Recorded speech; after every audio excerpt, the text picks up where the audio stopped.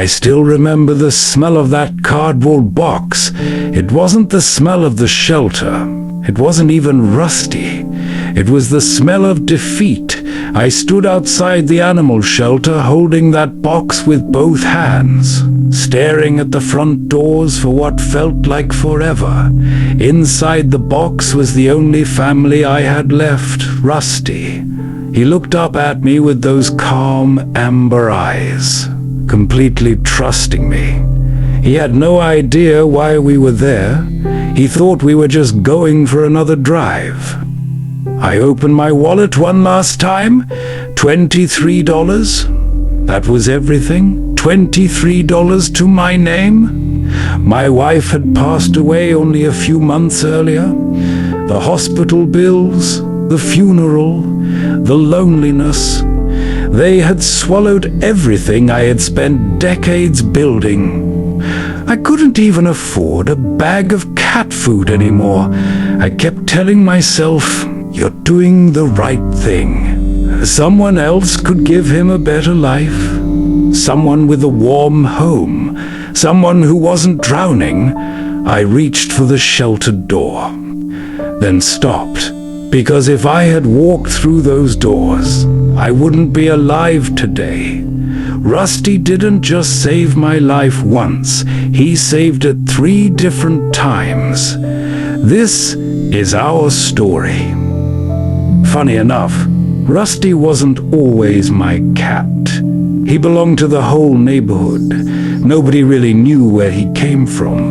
One day he simply appeared, an orange tabby with a crooked tail, confident enough to stroll down the middle of the sidewalk like he owned every house on the block. Kids adored him. Retirees kept treats in their pockets for him. Mail carriers stopped just to scratch behind his ears. If someone was having a bad day, Rusty somehow knew he'd jump onto a port swing, curl beside someone, or simply sit nearby like he understood everything without saying a word. My wife loved watching him from our kitchen window. She'd smile and say, "That little guy thinks he's the mayor of this neighborhood." She wasn't wrong. He visited everyone, but for some reason, he always stayed a little longer at our house. Eventually, I started leaving fresh water outside, then a blanket, then food. Before long, he decided our porch belonged to him. Cats don't ask permission, they simply choose. And one quiet autumn morning, Rusty walked through our open front door, jumped onto the couch, circled twice, and fell asleep. That was it. No paperwork, no adoption certificate, no dramatic moment. He had chosen us. Then everything changed. Cancer doesn't ask if you're ready. One day my wife was laughing in the kitchen. Months later, I was standing beside her hospital bed, holding her hand, trying to memorize every wrinkle, every smile, every breath. After she was gone, the house didn't feel empty. It felt abandoned. The clock sounded louder. The refrigerator hummed louder. Even the floor creaked differently. People visited for a while. Neighbors brought casseroles, family called, but little by little, everyone went back to their lives, except Rusty. He never left at night. Instead of sleeping on the couch, he curled against my chest. When I cried, he pressed his forehead against me. Some nights, I honestly believed he was the only reason I got out of bed. I wasn't taking care of myself anymore, but I still got up every morning, 'cause Rusty needed breakfast sometimes. Having someone depend on you, even if they're covered in orange fur, is enough to keep you alive another day. The first few months after my wife died are a blur. I wasn't living, I was surviving. I'd wake up, feed Rusty, sit in the same chair, watch television without really watching it, then go back to bed. Some days I never even changed clothes. The grief weighed more than anything I'd ever carried. One rainy November night, I fell asleep on the couch. I don't remember closing my eyes. I just remember feeling exhausted. The house was completely silent outside. Rain tapped softly against the windows. Inside, something else filled the air. Something I couldn't smell. Something I couldn't hear. Natural gas. A pipe behind the old gas stove had cracked minute by minute. The house filled with something that could have ended my life while I slept.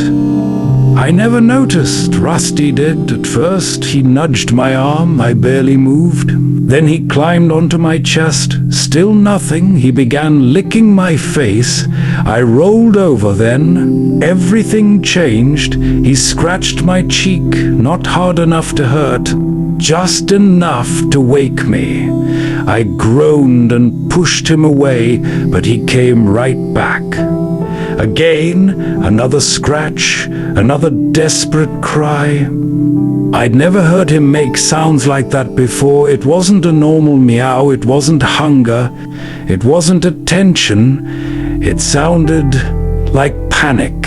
His ears were flat, his tail puffed out. He kept running toward the hallway, then back to me, over and over and over again. Finally, annoyed more than anything, I stood up. "What is it, buddy?" The second I reached the hallway, I smelled it, gas strong. My heart stopped. I grabbed Rusty with one arm, ran outside barefoot, and called 911. The firefighters arrived within minutes. One of them walked back outside shaking his head. He looked at me and quietly said, "Another hour and neither of you would have made it." I looked down. Rusty was rubbing against my leg like nothing had happened. He had no idea. He'd just saved my life. Or maybe he knew exactly what he'd done. People think surviving something like that changes everything sometimes. It doesn't. Bills still arrived. The mortgage didn't disappear. Grief didn't disappear. Loneliness certainly didn't. If anything, life became even harder. Medical debt piled higher every month. I sold furniture, my tools, my wedding ring, anything I could eventually. There wasn't much left except Rusty. One afternoon I opened my wallet. 20, 21, 22, $23. That was it. I stared at those bills for a long time. Then I looked over at Rusty.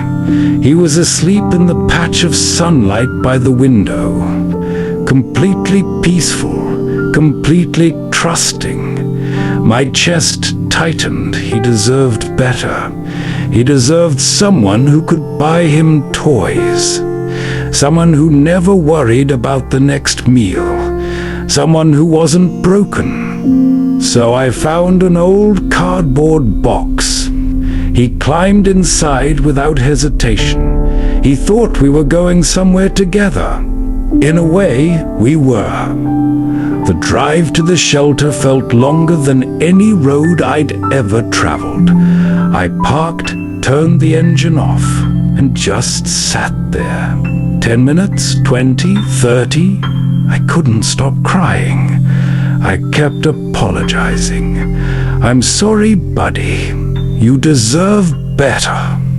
Rusty quietly climbed out of the box, walked across the center console, and rested one paw on my arm. Then he looked directly into my eyes. No fear, no confusion, just trust. At that moment, something hit me harder than anything else. Rusty didn't care that I had $23. He didn't care that my house needed repairs. He didn't care that I cried every night. He only cared that I came home, I started the engine, pulled out of the parking lot, and drove us home. I didn't know how we'd survive, but we'd figure it out together. Life didn't magically become easy after that. I still had overdue bills. The house still felt painfully quiet. Some nights I still reached for my wife's side of the bed, only to remember she wasn't there. But something inside me had changed. I stopped asking, "Why is this happening to me?" Instead, I started asking, "What's the next step?" I picked up odd jobs, mowed lawns, fixed fences, painted garages. Some weeks I made enough to buy groceries. Some weeks I barely scraped by. Rusty didn't seem to notice. Every evening he'd meet me at the front door like I'd just returned from a year-long trip one Saturday morning.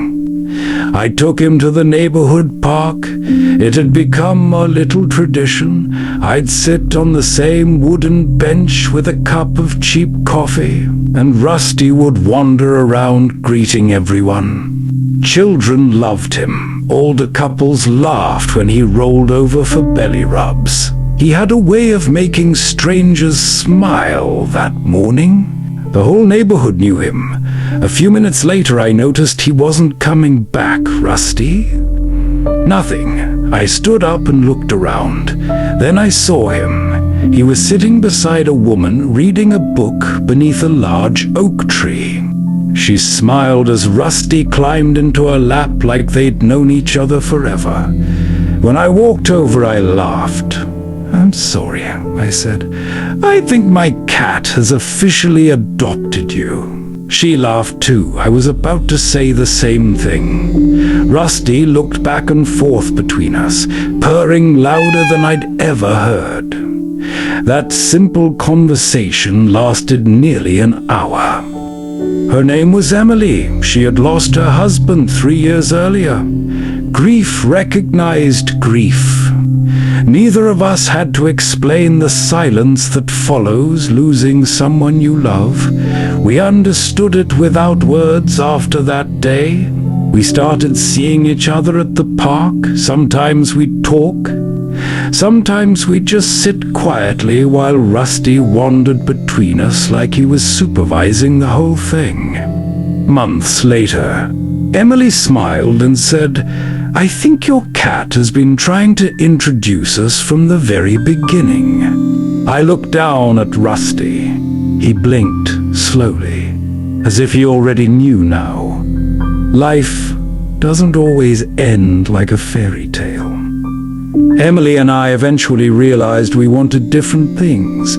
We parted as friends, but she gave me something I thought I'd lost forever. Hope, the courage to laugh again, the reminder that my heart was still capable of healing, and none of it would have happened without one stubborn orange cat. People always ask me why I spoil Rusty, why he gets the best spot on the couch, why I let him steal half my pillow, why I smile every time he follows me from room to room. I always tell them the same thing. Because he earned it, he saved me from a silent killer. When a gas leak nearly ended my life, he saved me from giving up. When I almost left him at the shelter with only $23 in my wallet, and he saved something even harder to rescue: my heart. After losing my wife, I thought life was over. Rusty never let me believe that. He reminded me that healing doesn't happen all at once. Sometimes it arrives one quiet morning, one gentle purr, one paw on your arm, or one small reason to get out of bed. People say we rescue animals. Maybe that's true, but every time I look into Rusty's eyes, I can't help but think, sometimes, they rescue us first. If you've ever had a pet who changed your life, I'd love to hear your story in the comments, because somewhere out there, someone might need that story today. And if you enjoyed Arthur and Rusty's journey, I'd be honored if you subscribed and came back for the next chapter. Thank you for spending these few minutes with us. Give someone you love an extra hug today, including the ones with 4 paws. Jump ahead several years. Arthur is older. Rusty is older too. Their fur has a little more gray, Arthur says. People always ask me why I still talk to Rusty like he understands every word. He smiles. Maybe he doesn't, but then again, maybe he always did. Arthur sits on the porch watching the sunset with Rusty curled beside him. He remembers the shelter. He remembers the gas leak. He remembers $23. He remembers the park. Then he says, "When I almost gave Rusty away, I thought I was saving him." He pauses. "I never realized he had been saving me all along." Rusty slowly places one paw on Arthur's hand. Arthur gently strokes his head. No music, just birds, wind, silence. Then Arthur continues. "People think miracles have to be loud, but mine weighed 10 pounds, had orange fur, and purred every night before bed." Arthur looks directly toward the camera. If you're going through something today, please don't give up. Tomorrow has a strange way of introducing you to exactly who or what you need. He smiles at Rusty. "Thank you, buddy.